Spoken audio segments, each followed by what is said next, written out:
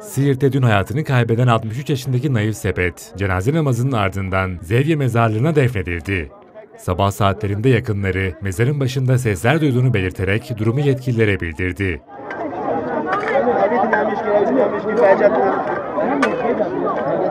İddiaların ardından mezar açıldı ve yapılan inceleme sonucunda Naif Sepet'te herhangi bir yaşam belirtisi olmadığı tespit edildi. Mezar daha sonra yeniden kapatıldı.